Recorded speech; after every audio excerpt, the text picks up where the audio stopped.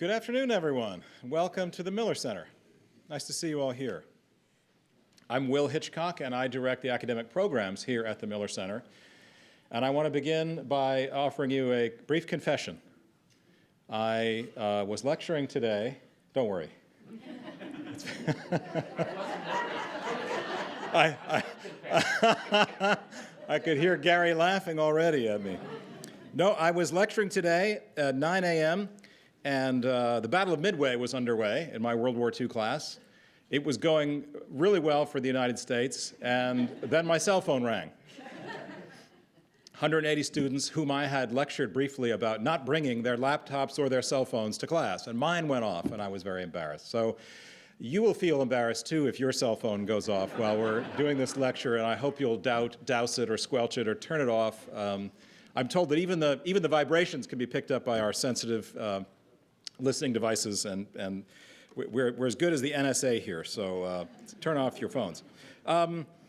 Before I turn the proceedings over to the impresario of this series, my colleague Gary Gallagher, I just want to say that what the format will be, Professor Joan Waugh of UCLA will give her remarks, and then Professor Waugh and Professor Gallagher will have a bit of a conversation about some of the points that she's made, so you'll get to listen in on a conversation between two great minds of Civil War era scholarship, and then we'll start with some Q&A from the microphone at the back of the room. So I'll just turn everything over to the John Now Professor of Civil War History here at the University of Virginia, my colleague and friend, Gary Gallagher.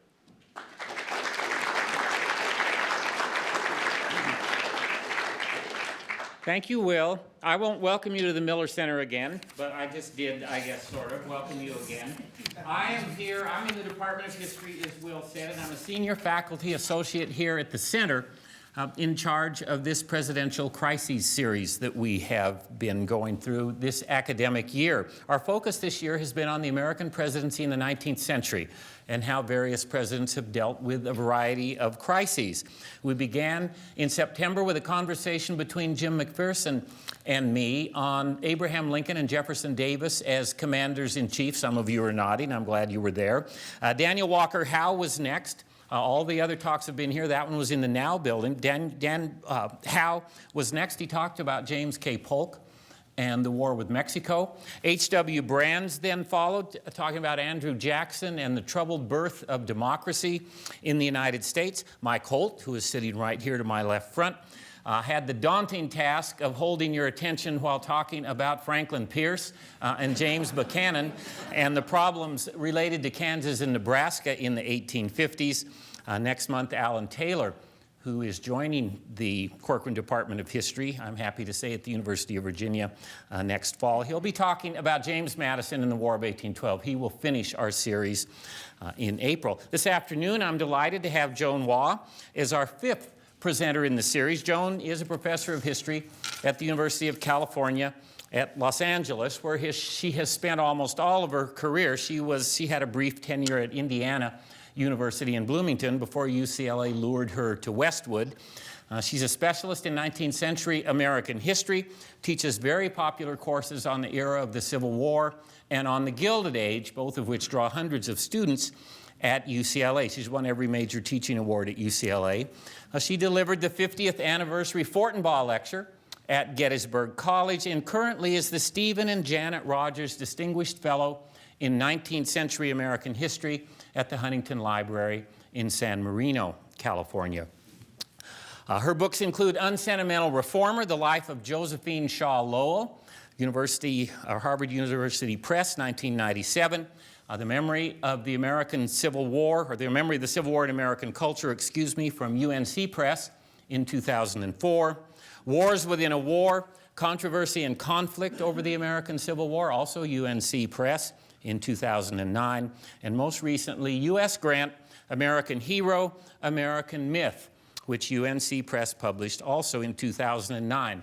Her Grant book won 2 national awards and was a Choice Outstanding Academic title and a Washington Post Critics' Favorite Book of the Year. Please join me in welcoming Joan Waugh to talk about Ulysses S. Grant and Reconstruction.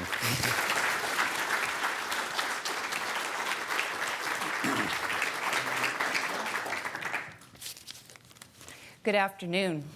I'm very pleased to be included as a speaker in the Miller Center Lecture Series. Next to UCLA, UVA is my favorite university. You believe that, don't you? And I am so happy that both of our basketball teams are champions of their respective conferences. And I look forward to more victories in the near future for both of us. Finally, I want to thank you for providing me with a welcome weather break from the monotony of sunny and 70-degree days that is a feature of Southern California weather. 1868 was an historic presidential campaign fought over the issues of Reconstruction, the first to be held after Lincoln's assassination and President Andrew Johnson's impeachment proceedings. It was also the first that included the votes of freemen due to a provision of the 14th Amendment enabling black suffrage in the ex-Confederate states. Inauguration Day, March 4th, 1869, dawned cold and cloudy. Thousands shivered in front of the Capitol as they waited anxiously for the newly elected president's speech. I'm showing some visuals for you in this PowerPoint presentation, and this first one is a depiction of the Inauguration Day ceremonies on that date. The 46-year-old, the youngest man to be elected so far president, Ulysses S. Grant, gave a short but pointed inaugural address emphasizing the necessity to promote sectional harmony. Grant concluded his address, "I ask patient forbearance, one toward the other throughout the land, and a determined effort on the part of every citizen to do his share towards cementing a happy union." As we know now, and as they knew then, his words fell on increasingly deaf ears, and the happy union or reunion envisioned was much harder to achieve than thought. During U.S. Grant's first and his second term as well, dramatic changes in the economy, reshaping both factories and farms, held far-reaching implications for American society. Immigration, urbanization, and industrialization brought new challenges, new headaches, requiring new responses. But that's not our point today.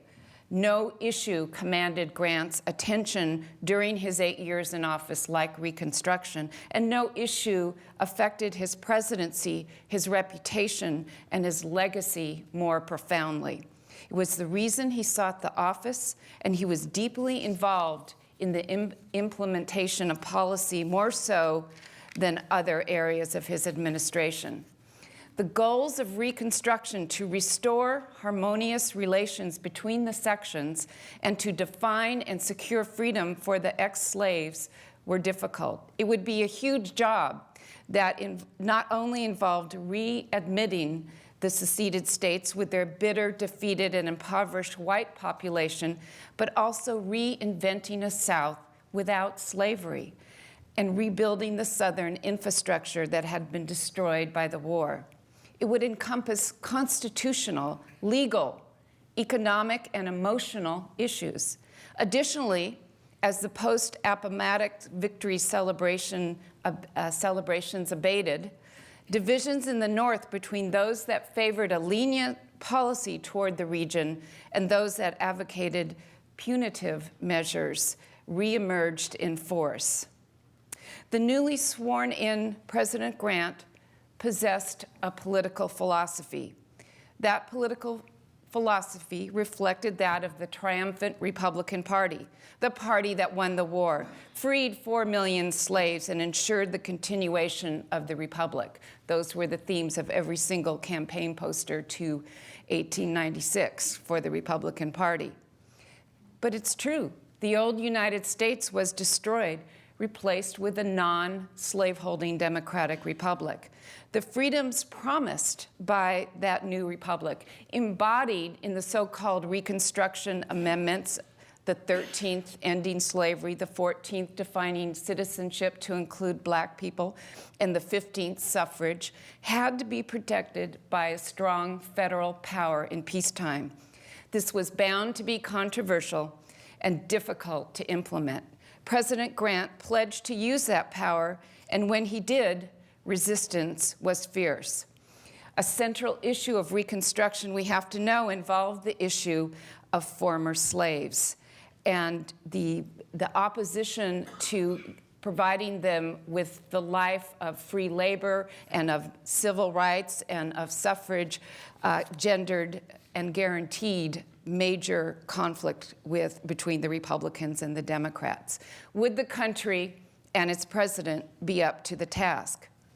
The title of my talk today, U.S. Grant and the Crisis of Reconstruction, is simple and to the point. And here's what I'm going to do. The talk itself will be divided into 4 parts, and 3 of the 4 are relatively short. I'm going to give you an introduction to General and President Grant. Most of the audiences that I talk to, including my students at UCLA, aren't familiar with a lot of Grant's history, and I find it useful to provide a brief description of him, an introduction. The second part is addressing the stereotype of Grant's historical reputation. The third part, and the longest one, is one that in my mind I have entitled A Time for Revising. Revising what? Revising Grant's presidential reputation as a soldier statesman, and also revising the reputation of Reconstruction to some extent. And then a brief conclusion to the presidency of U.S. Grant. So let's start with the introduction.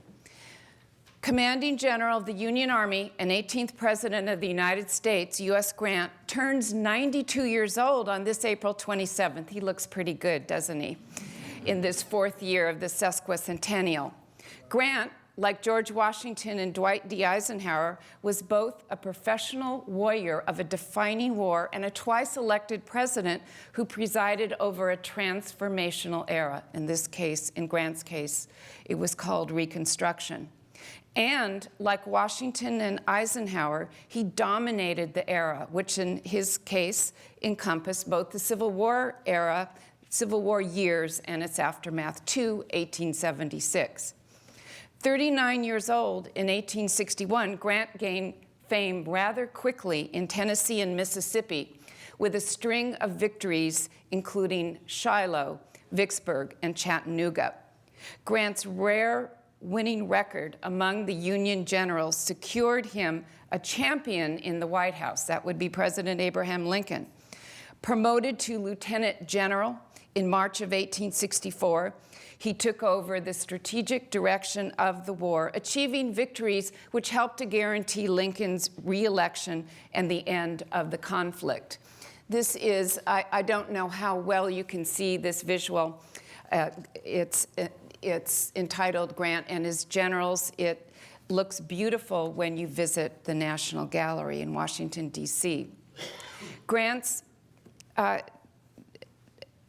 was the Union military hero of the Civil War, and he was praised for his generous terms of surrender that he offered to General Robert E. Lee at Appomattox Courthouse on April 9th, 1865.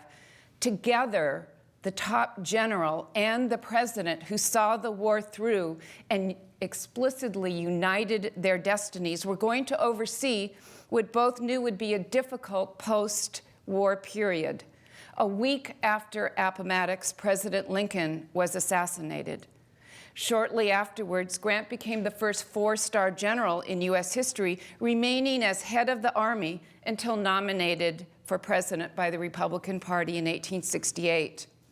As both general and president, Grant stood with Republicans in making sure that Union victory was secured on Northern terms, restoring the rights and privileges of citizens for white Southerners, but also protecting the rights and establishing the citizenship of freed people.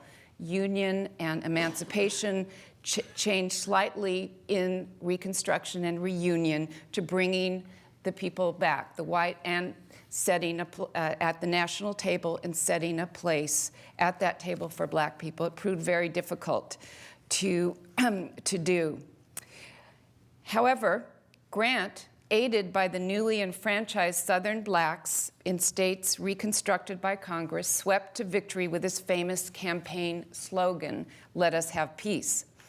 After leaving the presidency, Grant made a triumphal tour of the world for 2 years, 1877 to 1879. He was hailed by millions across Europe, India, China, and Japan as a military hero and the tested leader of an emerging democratic global power. Not long after he returned, Grant found out that he had a fatal throat cancer. And while dying of that cancer, over a period between 1884 and 1885, he completed the writing of his autobiography, which brought renewed reverence from many citizens. The personal memoirs of U.S. Grant is considered one of the greatest autobiographies in the English language, earning classic status as both literature and history. When U.S. Grant died on July 23, 1885, he was the most famous of all Americans, both at home and abroad. More than 1 million people watched his funeral procession in New York City on August 8, 1885. The dedication of his massive tomb, which you see in a photograph before you right now, also drew 1 million plus, and it was dedicated in 1897. Grant's tomb, the largest in North America, remained New York City's most popular tourist destination site until 1929. Yet today, tourists rarely visit his tomb or any one of the many historical sites devoted to Grant. His memoirs are often unread or largely unread, his monuments unvisited and often found in disrepair, and his reputation is synonymous with brutal warfare and overwhelming corruption in public office, and that would be his 2 terms as president. Until very recently, Grant's presidential rankings languished in the bottom third, even sinking below James Buchanan, for God's sakes. And presidential historians have noted that Grant is the outlier for a 2-term president who was elected by a comfortable majority in 1868 and received an overwhelming mandate in 1872. Indeed, for the most part, Grant's historical reputation and that of Reconstruction as well rarely rises above a stereotype. The definition of a stereotype is, quote, a widely held but fixed and oversimplified image or idea of a particular type of person or thing. Many Americans, if they know their history at all, often feel more comfortable with a stereotype rather than going beyond that stereotype and trying to find out the more complex story behind the simple story. The popular stereotype of President Ulysses S. Grant as a political dimwit watching helplessly as his administration became awash in corruption and chicanery has deep roots in the past. Some Northerners at the time, and much later, a much greater number of Northerners and Americans would agree with Henry Adams, descendant of 2 presidents, when he declared, "A great soldier might be a baby politician." And here is one of the most famous cartoons of the age in which Grant is depicted as a baby being tutored by any variety of Republican politicians ridiculously accoutred in mother outfits. Adams is, this phrase, a great soldier might be a baby politician, enforced the separation of Grant's military and political careers from the very beginning. In fact, it provided a useful concept for many later historians to explain why the military leader who was strong, fearless, and decisive in war failed to show those same qualities as a peacetime leader. Few major figures in American history have been so denigrated and disgraced as Grant. Why is that? A big part of the answer can be found in the successful campaign by historians sympathetic to the Confederacy's lost cause. Led by academic historians, one famous one is William Dunning of Columbia University. Dunning and his students and like-minded historians portrayed Grant throughout the 20th century only as a drunken, butchered general and as an enfeebled president who pandered to radical Republicans, that part of the Republican Party who took control of Reconstruction in 1866 and 67. And they described Grant as presiding over, quote unquote, the darkest page in the saga of American history.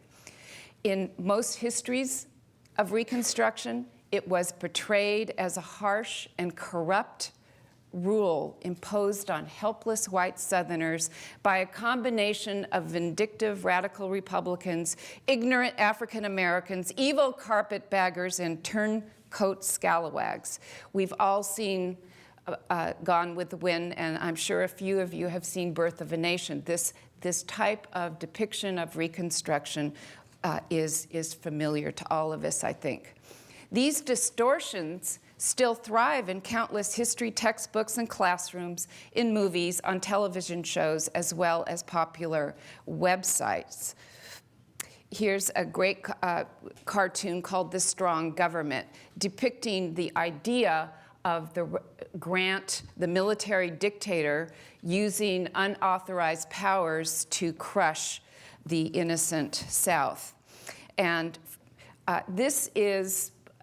the stereotype that I've sketched out is still true today, or still accepted, or elements of accepted by many people, even though from the 1960s onward, the turmoil of the Second Civil Rights Revolution and its protest movements produce many, many scholars trained in social history who rejected the largely racist interpretation and recast the story of Reconstruction much more favorably, made it a fascinating period to study, and made Black civil rights and the struggle for freedom at the center of the story, where it remains to this day.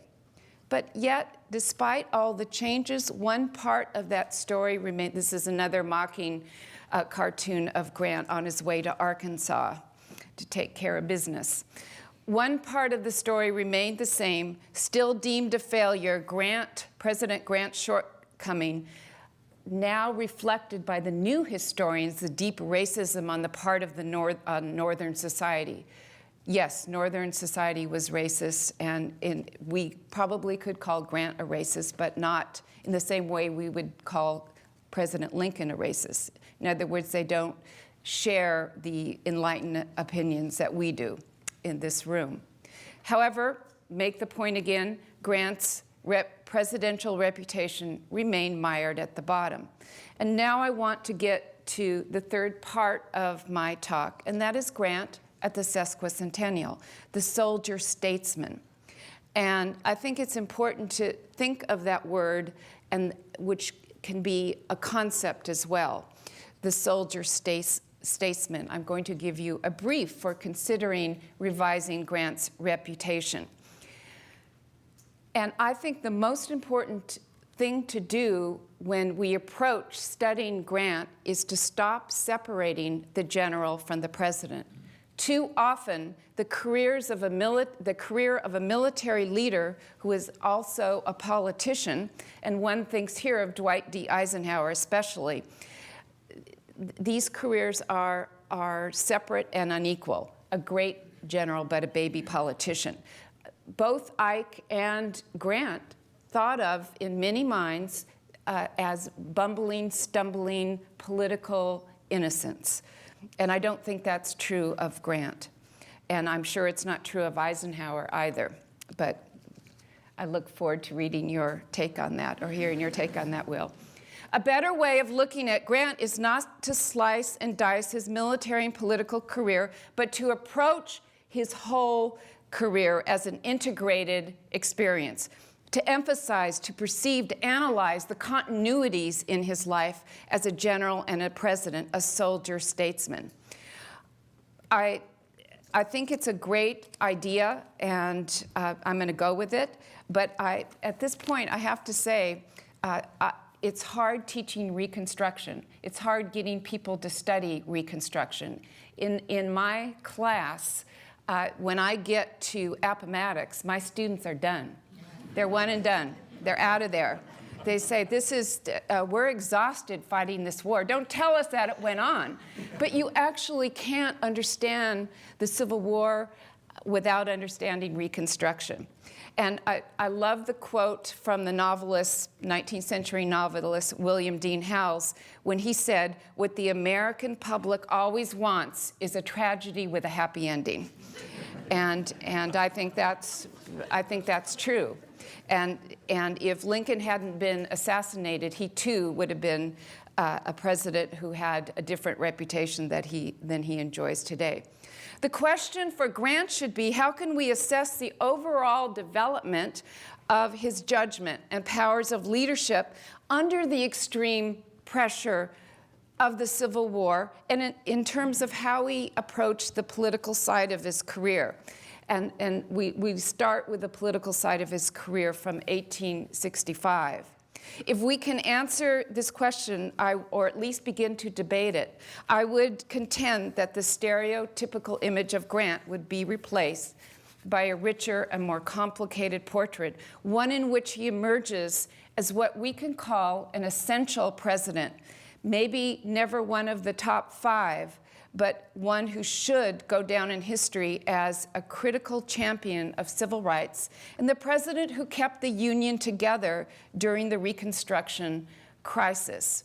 Doesn't mean that you pass over his many flaws and mistakes and blunders, by the way, which every president has, especially presidents who earn a second term.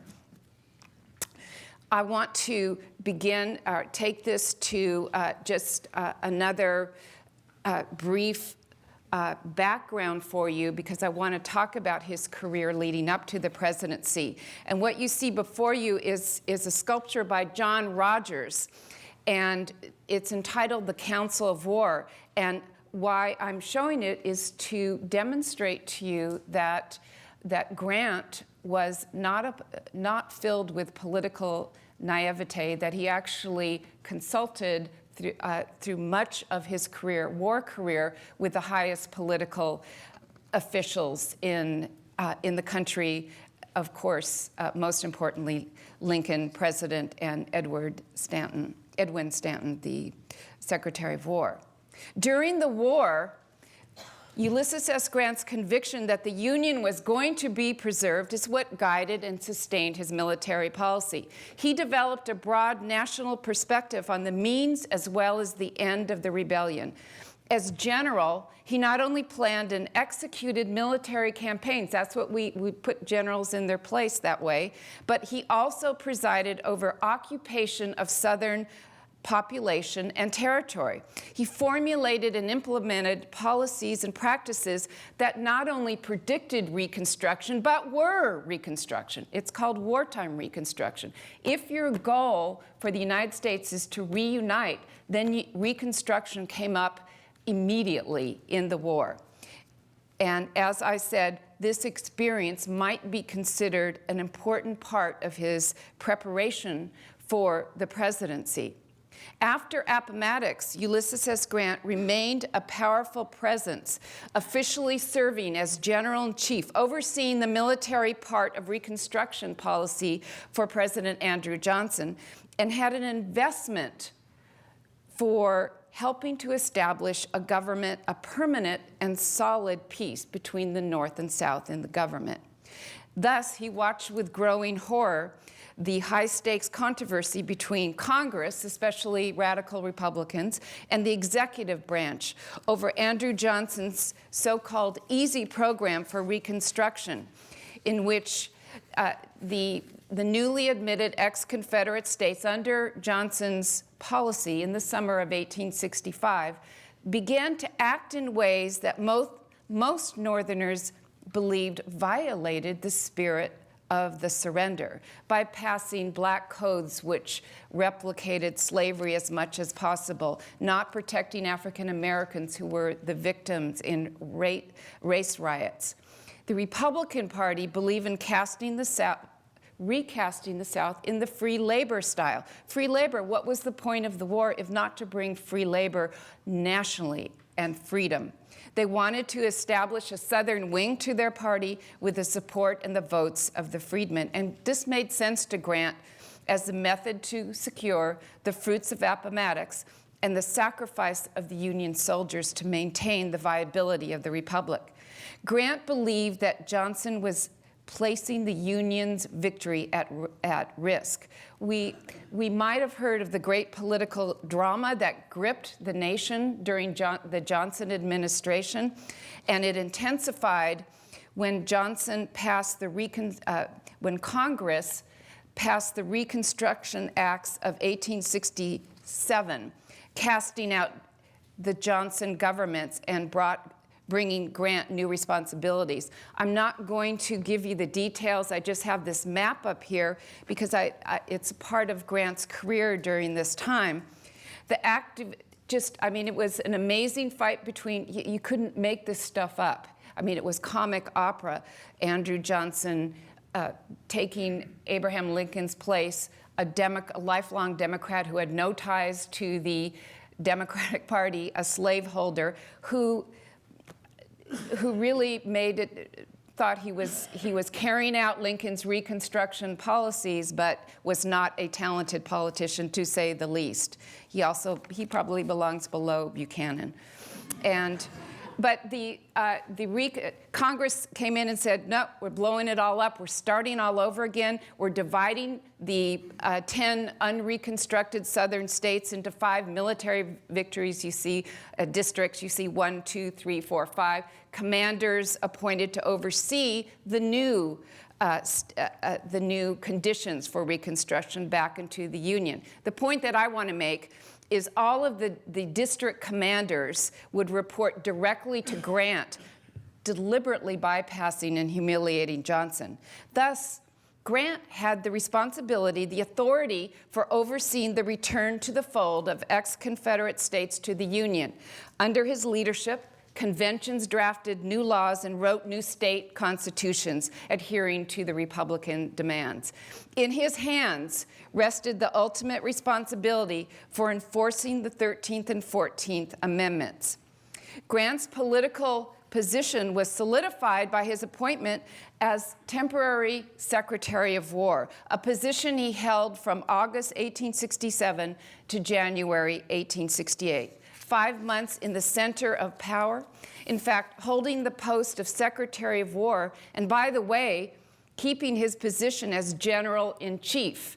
In fact, he was his own boss during this time. He wrote himself very fine evaluations.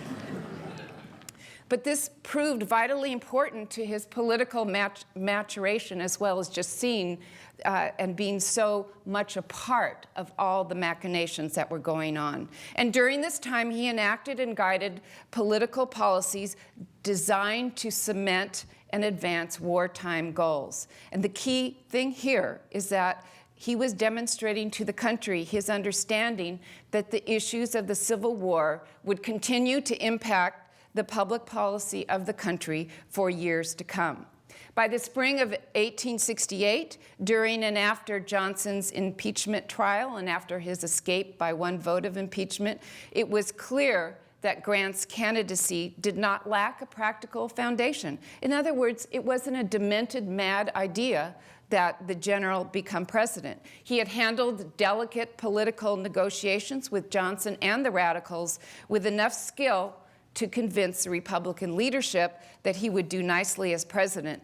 Even though Grant himself had no experience with elections, he had never run for office or electoral politics up until this time, these years.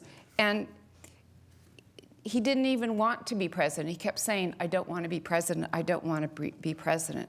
But there you go. At the Republican convention held in Chicago in May of 1868, he was selected by a wide margin as expected. His stature and reputation towered above all others, with his name forever linked with the martyred Lincoln and the sacred Union cause. He had the unqualified support of the vast majority of Northern veterans. In short, Grant believed the country was on the precipice of disaster. That's the only reason why he would ever agree to be president. And this is how he explained it in a letter to a friend. "I could not back down without, as it seems to me, leaving the contest for power for the next 4 years between mere trading politicians, the elevation of whom, no matter which party won, would lose to us largely the results of the costly war which we have gone through." Grant won the election with a comfortable margin. Here is his campaign poster. 53% of the popular vote, 214 to 80 in the Electoral College, and he won it with black participation, even though black voters face stiff intimidation and violence in many ex-Confederate states. The Democrats also mounted a candidate, New York's Horatio Seymour, and their campaign is probably the most toxic racist campaign, and perhaps so racist that it was the last time in the 19th century a lot of the campaign slogans like "This is a white man's country" were used. Democrats didn't like emancipation, and they certainly didn't like the 14th Amendment. And not only that, Democrats were arrayed against the Republican vision for the South. It's important to remember that. It's also important to remember that the Democrats were a sizable minority party. They were during the war, and they were after the war, looking forward to reuniting with Southern white voters, which was going to happen, which was already happened. But let's look at what Grant had to say about African Americans. In 1869, as he began his first term, he expressed optimism that blacks could gain a solid footing in the South with time and with good faith on the part of the whites. This is what Grant said: "The freedmen, under the protection which they have received, are making rapid progress in learning, and no complaints are heard on the lack of industry on their part, where they receive fair remuneration for their labor." He did not advocate social equality between black and white. Rather, Grant, a moderate Republican, asked that African Americans be given the same fair chance to advance that other Americans enjoyed as their right. And with Grant's election, congressional Republicans felt that their job was done, and also, it has to be said, and this is a bit of a red flag, a majority of Northern whites thought also that Reconstruction was accomplished in these incredibly turbulent years between the assassination of Lincoln and the election of U.S. Grant in 1868, all about Reconstruction. They thought, now we can heave a sigh of relief, and it sounds like a good plan, what Grant wants to do. The vision of Reconstruction, reconciliation with whites, that was very important, a free labor society in the South, protection and civil rights guaranteed for its freed people who are vulnerable, and a competitive two-party system. It seems like the South never gets to that competitive two-party system. When he assumed office in 1869, the majority of ex-Confederate states had Reconstruction government in place. The establishment of these so-called, what the Southerners were now calling and Northern Democrats were calling black Republican governments, met with immediate opposition from violent white supremacists working to overthrow them and reinstitute the Democratic Party. And I want to give you a specific example of what Grant did. This apparently is the Republican vision of Reconstruction, with a big part for the military to play. As you can see, or you might be able to see the Union generals there, and there's a big symbol for education and citizenship. But I want to give you an example of Grant's program. If I'm going to make an argument for him as a proactive president who was determined that Reconstruction should work to the satisfaction of the whole country, I have to give you some examples. Early in his term, his first term, black legislators were thrown out in Georgia, and Grant asked that the state be temporarily returned to military rule. And this one action provided a huge and needed boost to the efforts to ratify the 15th Amendment.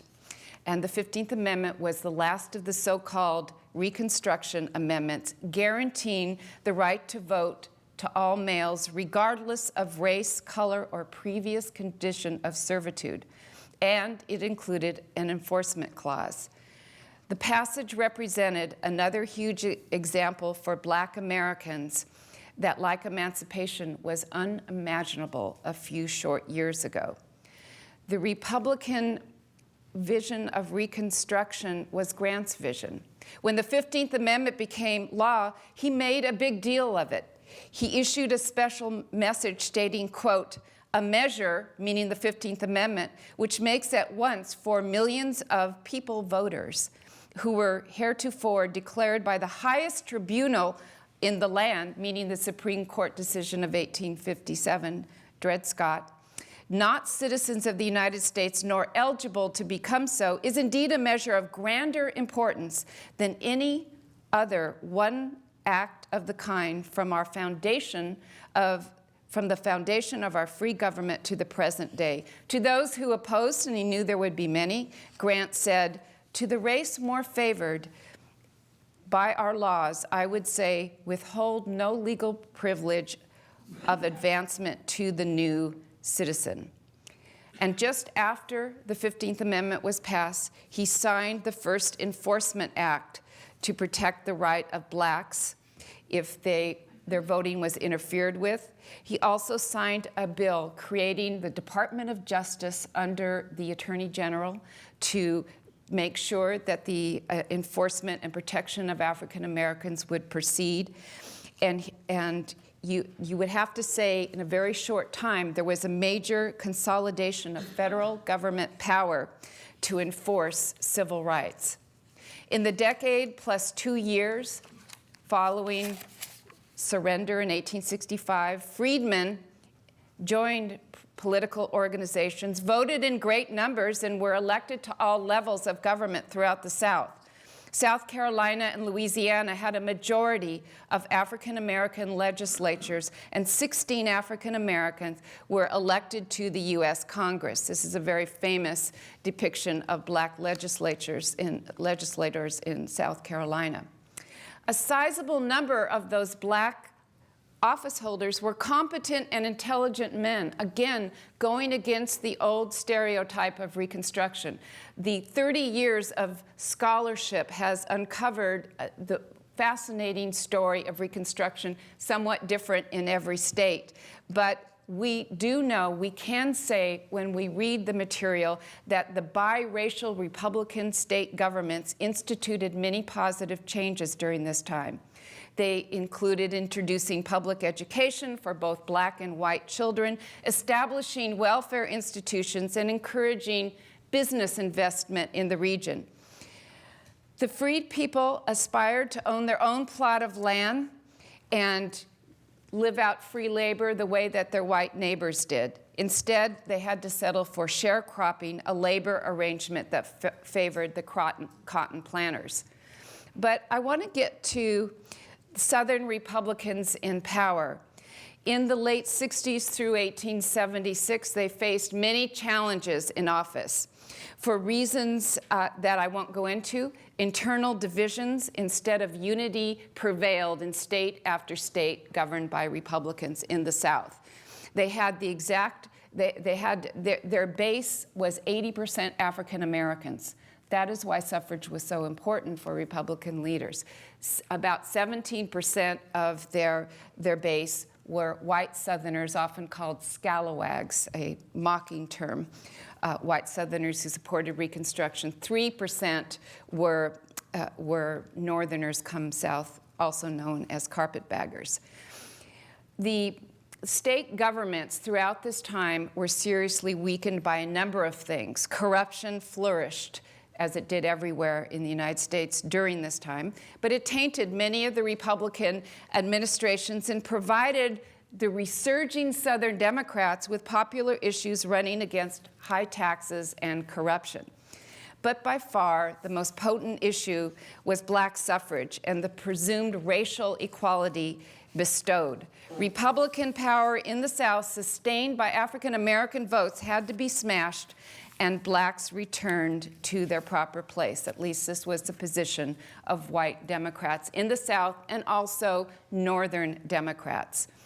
Take Ku Klux Klan voter intimidation, which this cartoon shows, numerous political murders, and widespread terror paralyzed Republican governments in Mississippi, in Louisiana, in Arkansas, and North and South Carolina from the late 1860s to the 1870s. State and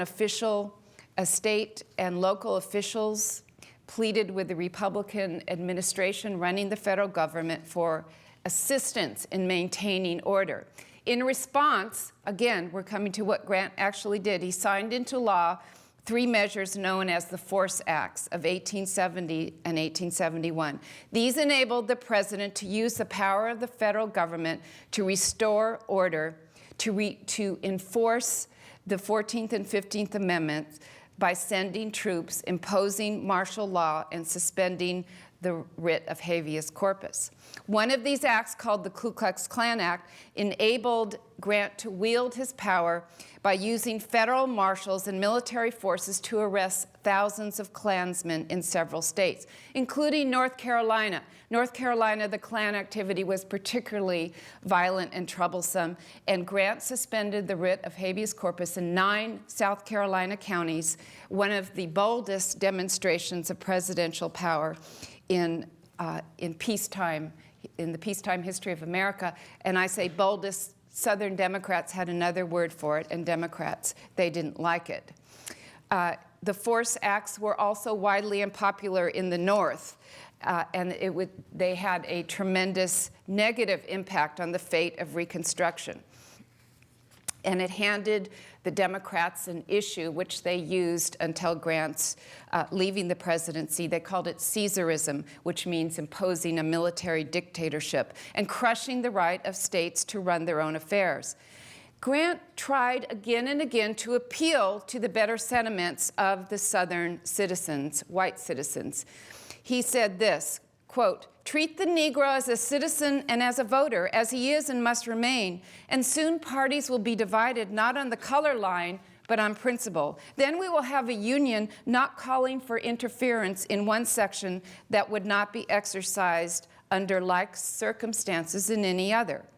And one of the things he did to appeal to Southern whites was to sign the Amnesty Act just before the election of 1862, which restored civil rights to almost all Southerners except a handful of high Confederate leaders.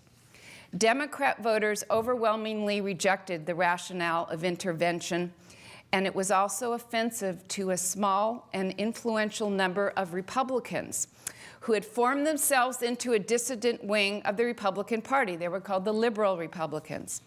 Grant and they protested against the corruption of the Grant administration, including his unwanted interference in the South. The liberal Republicans and the Democrats formed a ticket together that opposed Grant in 1872. Grant has a new running mate, Henry Wilson, in this, appealing to their voters on the basis of their working class origins, and this had a larger meaning to the people of the 19th century. It meant free labor, and that's what they were doing. Grant was hugely popular still with Northern voters, and he commanded the support of the majority of Northerners, but also of abolitionists, Frederick Douglass, who stated, quote, "Whatsoever may be the fault of the Republican Party, it has within it the only element of friendship for the colored man's rights." And he was a champion of Grant. The liberal Republicans nominated New York Tribune's editor, Horace Greeley, as their candidate. And Horace Greeley, in his campaign against Grant, described his party's platform. I mean, both the liberal Republicans and the Democrats supported this ticket as a new departure. And what did they mean by the new departure? They said, what we want, look, the South is defeated. It accepts the fact that it was defeated, and African Americans have free labor. If they don't want to give African American men the vote, well, we just can't. So what? I mean, basically, it was a really interesting argument, and they called it home rule for the South. And they just thought it was enough and that we've got to stop doing this. The election, again, of 1872 was a mandate on Reconstruction, and you would have to say that Grant prevailed in this election, and his Reconstruction prevailed, his Reconstruction policy. And I think in this way, this is a cartoon of Grant opposing Horace Greeley, showing him as the best person to lead the ship of state.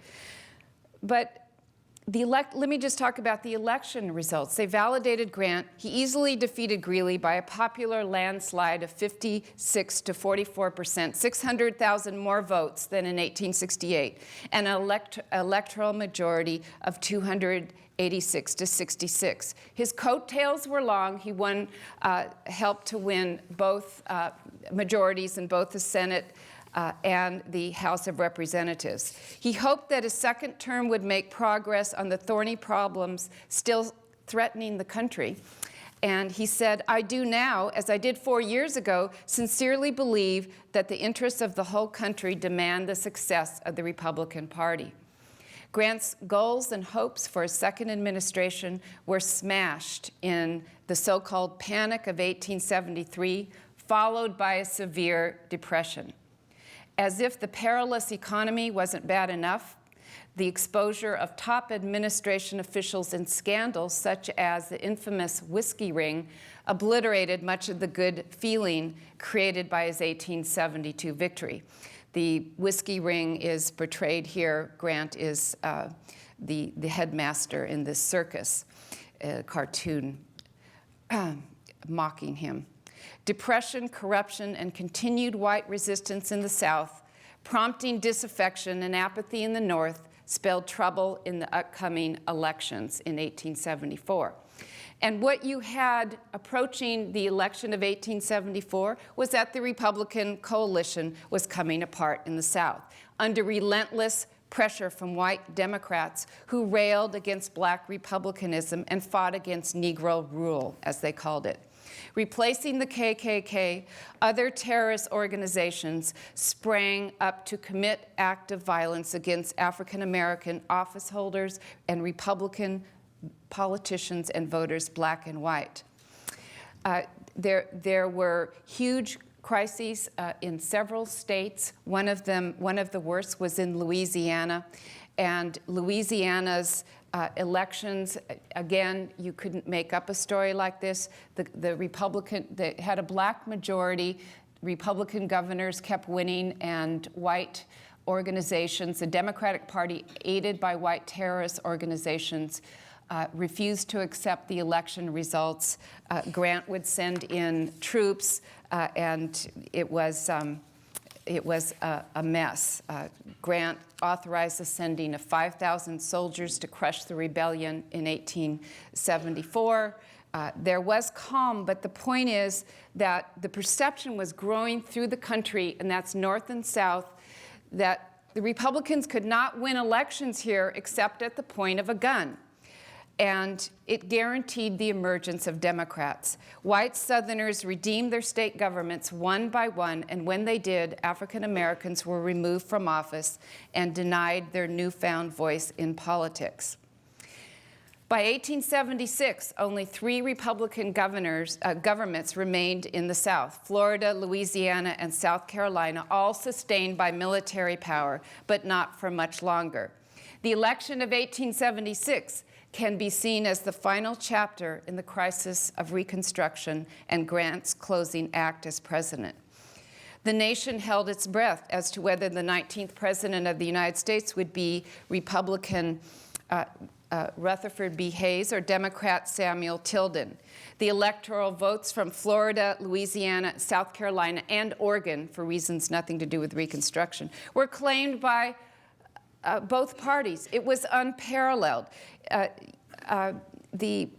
Lots of people in the country were worried that Grant was going to lead an army into the South to make sure Rutherford B. Hayes was president, as this cartoon indicates that you see before you. But Grant supported the creation of an electoral commission. He performed his role as a mediator with dignity and tried to assume an air of careful neutrality, although the specially appointed electoral commission had 8 Republicans to 7 Democrats. Grant relieved worries that he would use the army to ensure the electoral victory for Republicans, and he didn't do it. The victor, of course, was Rutherford B. Hayes, who officially ended Reconstruction when he pulled the army out of the South. It's called the Compromise of 1877. Redemption was complete, and all the states of the former Confederacy were again under Democratic rule.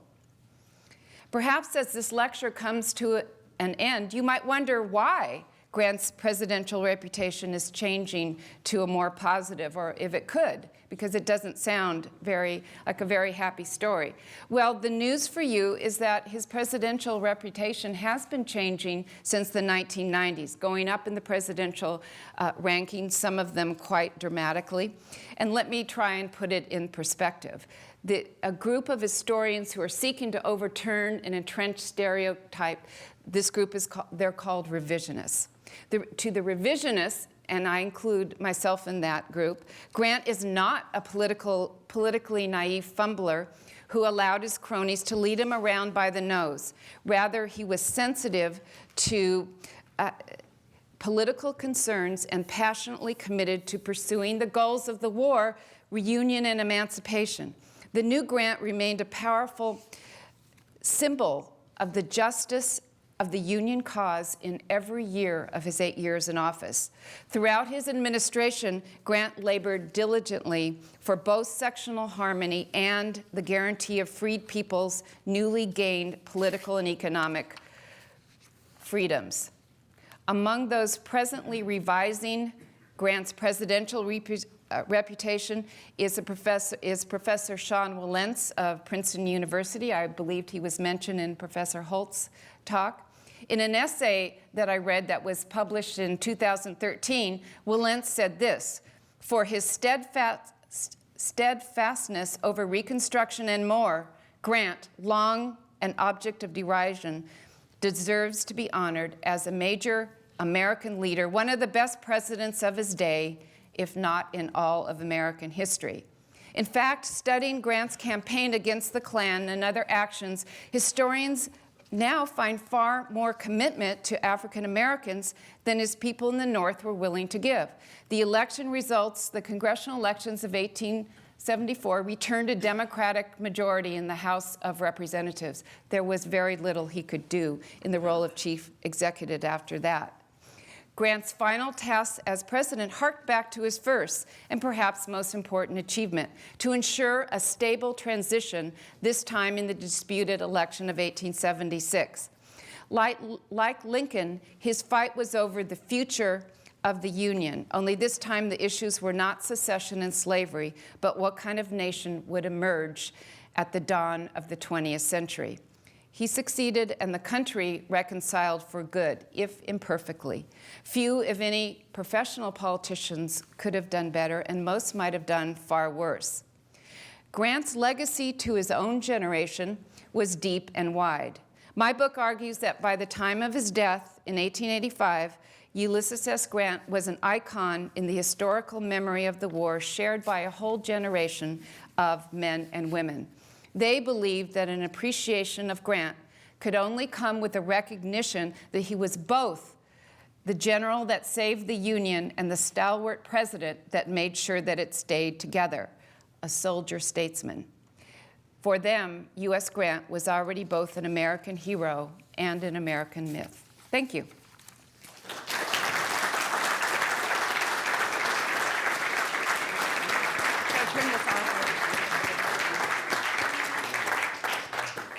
We have about a half an hour left, just about exactly a half an hour, and Joan and I are going to take maybe 10 minutes or so to talk about a couple of questions that I've jotted down as she went along, and then we'll open up the floor for questions. The microphone is at the back, right in the middle, in the back, with the red dot, with the red light on it, if you turn around and see it. If you want to ask a question, don't shout it out, but wander back there to the microphone and ask your question.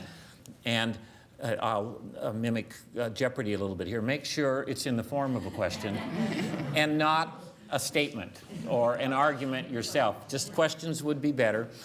I want to start by talking about how Grant and Lee left Appomattox with the sense that they had begun the process of reconciliation, and Grant was seen as a reconciliationist even in some parts of the South, but very quickly he became part of the problem rather than part of the solution, and his reputation as a butcher became very, very widely accepted. How do you get from Appomattox to the very negative Grant so quickly?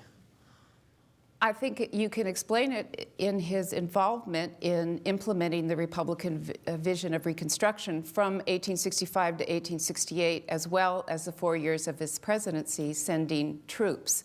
And I think it has a lot to do with the emergence of what you have written about a lot, and that is the lost cause version of history, in which there had to be cast both heroes and villains, and Grant was a chief villain in this. Why is Grant so important to the lost cause version of the war? Because they, in the lost cause version of the war, it had to be that Southerners were that Confederates were never had a chance. They were overwhelmed by superior Northern numbers and resources, and Grant personified that, just like Lee personified all that was good and noble about the hopeless Southern cause. It doesn't matter if it didn't really reflect the actual history of the war, but it's important for the story. What kinds of things could they use about Grant, though? I mean, they must have pointed to something because it resonated for so long, and it gained such wide acceptance, this notion of Grant as the hammering butcher. What were some of the cards that people such as Jubal Early could play when they wanted to diminish Grant's achievement during the war? Well, they pointed to the fact that I would say it's centered on the Overland Campaign and the fact that Grant seemed... Some of us don't know what the Overland Campaign was. The Overland Campaign? I'm not talking to anyone who doesn't know what the Overland Campaign is. As far as Jubal Early, we can call him the architect of the Lost Cause, was concerned, Grant only came into his vision when he opposed Lee. And Grant came to Washington, D.C. as to lead the Union armies, and he had a plan, and the plan was that he and the Army of the Potomac would undertake a spring campaign in 1864 and finally vanquish Lee, but also set in motion a national strategy with other armies. And in that Overland Campaign, which was 6 weeks, from May of 1864 to the first week of June, or the second week of June, the casualties for both armies casualty rate was extraordinarily high. And from this, they didn't give up. Grant didn't give up. He didn't go back like so many other Union generals had in the Eastern Theater to lick his wounds to go in camp. He just kept going. And that wasn't fair. And that wasn't fair. That wasn't right. That wasn't right. And as James Longstreet, if I may quote somewhat accurately, said to somebody referring to Grant, that man will fight us every day of every week for the rest of the war. He knew Grant. And Grant he didn't go back. It was a personal thing with him. He didn't like to retrace his steps. And once he was on that Overland Campaign step, he didn't. It's like Stonewall Jackson didn't like But of course it was. I mean, he had many critics. I mean, Lincoln was not a popular president. I hope we all know that. And one of the charges against Lincoln and Grant was that they sacrificed men for nothing, just in this bloody bath. The Copperhead press, The Copperhead the extreme press, wing yes. of the Democratic Party's press linked, they didn't just talk about Grant, they talked about Lincoln and Grant as being butchers and as Absolutely. wasting lives in this war that wasn't going to be a success and so forth. So they're wartime roots that carry over. And of course, it's fascinating to think that if you look at the casualty rates of Grant and Lee, Lee is more the bloody butcher than Grant, and he started early. He started in the summer of 1862, and Butcher's a loaded word. Butcher's I think it is on either side. On either side, But it is a load. But if we're going to use it against Grant, no. it's applicable to Lee. I don't think either of them are butchers. I think the war is terrible. I'm not going to, but I don't think that's a mature way to judge their careers. Just like I don't think it's a mature way to judge presidents the way we judge presidents today. Often we just reduce them to stereotypes. We don't like to go beyond the stereotype. Well, that's the same kind of thing, where every president has the good, the bad, and the ugly in his administration. Why do you think, I mean, we go from a position where Lee is the rebel chieftain and Grant is the great Union figure, really equivalent to Lincoln, and surpassing Lincoln in some ways. You go to the point where Grant is much deprecated and largely forgotten in some ways, and R.E. Lee has a site, a governmental site in the United States. His residence at Arlington is made it's part of the National Park Service now. And Grant, it's a very interesting shift in relative position for Grant and Lee. It is an interesting shift, just as so much about what happened after the war, the histories written after the war reflect the desire for reunion and reconciliation. If a major goal of the war is to reunite as it was right away for the United States, then after the war, and especially after time has passed, you forgive and you forget and somehow, I mean, Grant. But you forgive on what? I mean, Grant's memoirs, he forgives, but he sort of forgives on Union terms. He does, absolutely. He doesn't buy in. You notice I would never say that he approved of the Lost Cause version of history. But reconciliation is very prominent in the historical literature now, and there's a sense that reconciliation carried the day, and all white Southerners and all white Northerners just reconciled and said, let's agree that we're all Americans and airbrush slavery and black people out. But Grant's kind of reconciliation was not that kind of reconciliation. No, his kind of reconciliation was the kind that he tried to implement as president, and it didn't go over well in the South and in much of the North, because the northern white voters were racist. But everybody, I mean, that's I know not they were. even... I know it's not saying anything that these people don't know. However, I think it's important to realize that they embraced emancipation, but they never defined freedom very liberally. And they certainly didn't think it was important enough to keep sending troops down to intervene militarily in the South, causing upheaval and chaos throughout the 1870s, when it seemed that Southern whites were finally adjusting to the fact that they'd lost the war and getting on with their lives. And that idea of occupation also touched a deep chord in Absolutely. American history that goes all the way back to the Quartering Act and to how Britain treated the colonists. There's a visceral antipathy on the part of Americans through most of the 19th century against a large professional army, against any kind of potentially threatening military force that could strike at individual freedoms and liberties. It's really, when you study the Civil War and Reconstruction, you just see so many contradictions, don't you? That you cannot. Yes, you do. I mean, it's hard. That's why it's so much fun. It's hard for you to understand, isn't it, Professor Gallagher? It is. It's very hard. I'm having trouble just keeping up.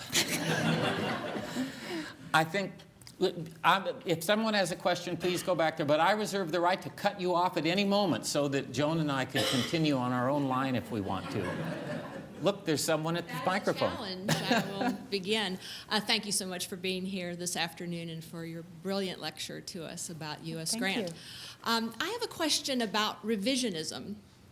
And I wondered if you could enlighten us as a historian about revising presidential reputations and how we judge presidents. And my question is, I think, very basic, and it's to say, looking at Fred Greenstein's book that revised the Eisenhower presidency, as I understand it, was based on new materials that came out about the Eisenhower presidency. I guess my first question is, did any new materials come out about Grant? Did you come across new materials?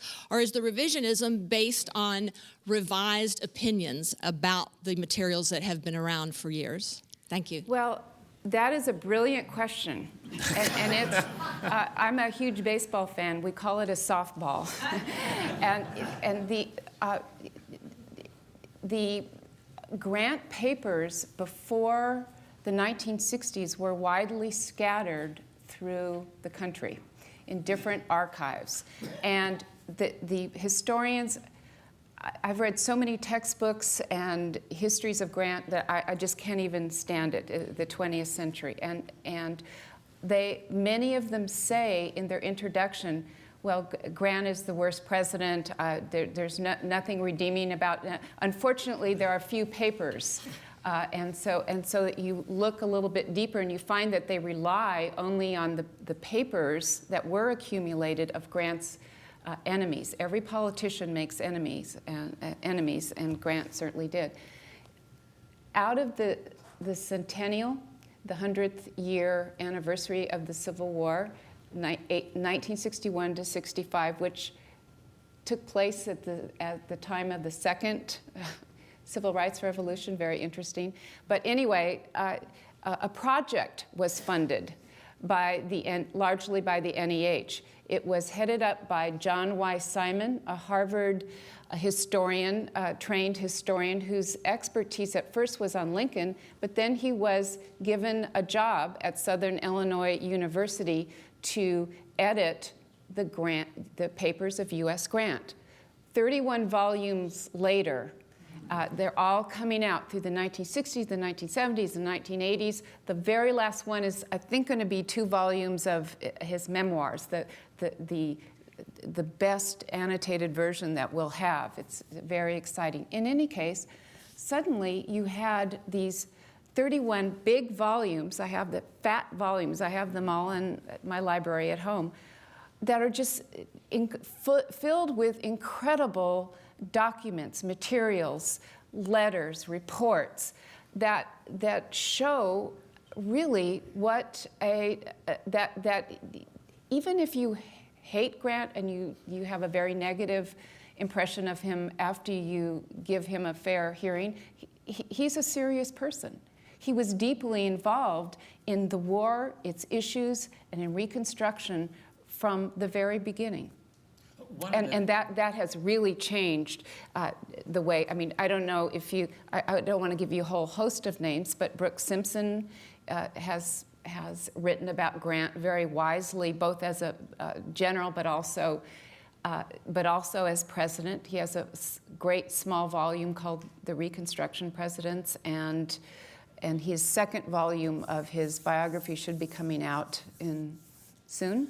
But H.W. Brand, who spoke to you, also just recently published a much revised, a book in the revised tradition that I'm speaking of. The tendency to depreciate what Grant had done would extend to the question of authorship of his memoirs. And you would often read that Mark Twain must have written them, somebody must have written them, because Grant couldn't have written them. Mark Twain published Grant's memoirs. The 2 worst businessmen in the 19th century came together and made but he money. Didn't write them. And made money. No. I always get that question. I say, if Mark Twain had written the memoirs, don't you think it would be funnier? But they didn't. The answer to that point is that the Grant papers show us that someone who can write. Yeah, because he's so stupid. I mean, that's a word that is used again and again by his political enemies during Reconstruction, but also afterwards, that he was stupid, or another way of saying that he was a political naive, just running around and not knowing what he was doing. He was the baby being tutored. A lot of the military reports and orders that are in the collected works of Grant have the same qualities as his memoirs, which are very direct language, very clear language. You don't wonder what he's saying. He says it efficiently and clearly. And I think no one who spends much time in John Simon's volumes that Joan talked about would be confused about why you would get that set of memoirs from someone like that. There's Will at the microphone. I hope it's all right if I ask a question, but I'm so stimulated by this presentation because as you know, I am writing a book about Eisenhower, and so I have had. Was he a soldier too? It turns out he was both a soldier and a statesman, and I've been struggling so much with trying to integrate these two experiences in his life. But I'm not going to give a speech. I do have a question. One of the strongest criticisms about Eisenhower, despite decades of revision that has made him seem much stronger, wiser, more sophisticated than we used to think. But nonetheless, one of the persistent criticisms of him was that he did not leave a great political legacy as a political party leader. He talked a lot about modernizing the Republican Party, making it modern, he used that word, and moderate, fending off the far right and fending off some liberals. But he wasn't a very good day-to-day manager of the party. And I've been trying to piece this together, and I realized that the fact is he'd never been elected to anything before in his life except president. And he didn't have a political career in which he learned how to do the day-to-day management of political party building and sustaining. I don't know much about U.S. Grant, but I just wonder if that is a parallel, or is that something in which, no, he was actually quite good at that as well. Thanks. I think that is a parallel.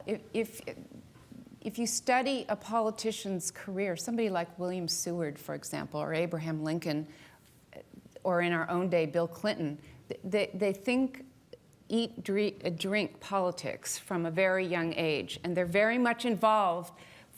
All politics is local. That's where you got to start, and they never lose that sense.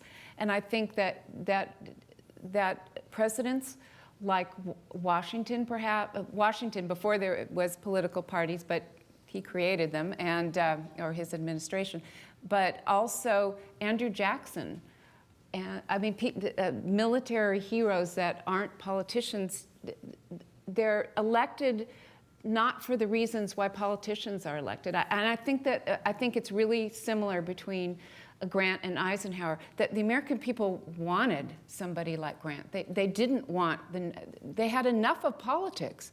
Imagine if you lived through this period, the 1850s, where politicians were beating up each other, literally, in the Senate and in the House, and the breakup of the Union, the violence that accompanied the Civil War, the assassination of Abraham Lincoln, and then the political chaos developing around Andrew Johnson. It was unthinkable. They were relieved to have Grant, and he knew that. And he said that quite honestly. He said, I'm not a politician. And it was very refreshing in his farewell speech to Americans. He said, I have been called to the office of the presidency with almost no experience in the kind of politics that you're talking about. And I have made mistakes for which I'm deeply sorry.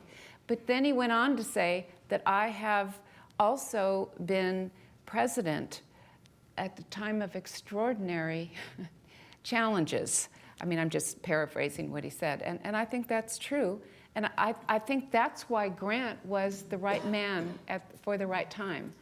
And as hard as it was, as unsuccessful as Reconstruction was in so many ways, the country held together. If we take our own purview around the world and look at the outcomes of civil wars and the issue in Crimea, the secession of Crimea, we can see that if in comparison, the country emerges fairly, relatively stable and strong in 1876, where a lot of people thought that it might not, then it's really an accomplishment. For African Americans, and I think this is true, what the modern historians have said, that reconciliation came at the expense of setting a place at the national table for African Americans. There's no doubt about it. But that's the way you have to assess that. And as far as a political legacy, I would say that that Grant, he believed that he was following Lincoln's idea, and that idea that Lincoln had for the Republican Party to a T. And I think that that's something he thought about. When I visited the cottage in upstate New York in which he died in 1884, it was a very thrilling experience for me, because the people who run this little cottage called Mount McGregor allowed me just to walk around the cottage without anyone there and sit in the room where Grant died. And over his bed, his very small, almost cot, I would describe it, the bed in which he died, is a portrait, a small portrait of Abraham Lincoln, and which he placed there. And Lincoln, I mean, when he stood at Lincoln's funeral in Washington, D.C., in the rotunda, he stood by his casket and he said he was uncontestably the greatest man I've ever known. And I think that that was his inspiration. That's what he thought about often, what he could do. As far as his legacy in shaping the Republican Party, I think it's pretty, I would have to think about that. I think that's a good idea. The Republicans did go on to mostly dominate the country until interrupted by Grover Cleveland, but you have a question. One of the great comments about Grant, criticisms, and perhaps done by people who didn't like him, was that he was a very heavy drinker, and that sometimes his battles, particularly at Shiloh, he was drinking very heavily. Has that also been changed? Is that also part of the revisionism? Even the Beverly Hillbillies Yeah. has him drunk in an Yeah. episode. Not the Beverly, and no, even, I mean, maybe some of you remember the Beverly Hillbillies, but I know that a lot of younger people know about the Family Guy. Do you know what I'm talking about? But how about history? Go back to history. No, the Family Guy is a cartoon show that my son watched, and I was watching with him, and I saw that they had a reenactment of Appomattox portrayed by Grant and Lee in a beer chugging contest to see who could win. Anyway, thank you for asking that question. I almost thought I was going to get away without asking that. I didn't mention. I mean, I didn't mention his drinking in this. I didn't think it was particularly relevant. Yes, his enemies constructed a highly colored and in many cases fantastical view of his drinking. And he did drink, but he pretty much had it under control in the war. I mean, he did have a problem with alcohol, but it really, I don't know how to explain it, because today we believe that once an alcoholic, always an alcoholic. But he kept it under control during the war and never when it counted. I don't believe he was drunk at Shiloh. Historians have gone back and unearthed everything about this, and they pretty much agree that he wasn't a raging alcoholic. And I mean, I always ask people who prefer to believe that the drunken president and the drunken butcher general, would Lincoln want as head of his army and as his chief co-leader of the war a drunk? No. The answer is no. I mean, the strong consensus is that he, not at any point during the war when it mattered, did he And just drink. a couple times. He had a couple of one or two binges. Yeah. Benders. I mean, just... Well, he was just like Justin Bieber. Oh, God, I wish you hadn't said that. I'm sorry, General Bieber. One of the 6 sure signs that the world is going to hell is that we even know who Justin Bieber is. I mean, I think that's very sad, yes. I'm Bill Ferrero, and I've been an editor here at the University of Virginia with the Papers of George Washington since 2006. But for the 14 and a half Yes. years ahead of that, I contributed substantially to the papers of Ulysses S. Grant, including all the presidential volumes from 19 to 31. So I have a real good idea what's in those papers, and I was very glad to hear them talked about as Professor Waugh did. But I have one question from those papers that are pertinent to the talk that you gave. In fall of 1876, one of his last major actions as president, Grant pardoned all the prisoners who were arrested as Ku Klux Klan practitioners and were being held in upstate New York. Pardoned them. And it's sort of, lost in the shuffle, but how do you figure that in your take on him as addressing Reconstruction and being a president, as you're saying, who did a lot to try to control Reconstruction? And the only other thing is, in terms of the party, what do you make of his relationship with Roscoe Conkling? You have 3 minutes. Wow. Literally. Well, I would say that throughout his and Bill, if you disagree, and I admire your work so much, I remember you attended an early talk that I gave when I was at the beginning of this project. I would say that he became more of a politician, more of a Republican than he expected to be throughout his term. Wouldn't you agree with that? And he did a lot of things that I mean, I didn't have time to address them today, but that was one thing that I cannot remember the details of that, but I believe that he was pressured to do so. But the interesting thing is, at the same time, he was shoring up the governments of Louisiana, and I think it might have been Georgia, the Republican governments, until the very end. South Carolina, making sure the Republican governors stayed until Hayes removed the troops from the South. So it's a mixed bag there. And after the war, he said that he said much later.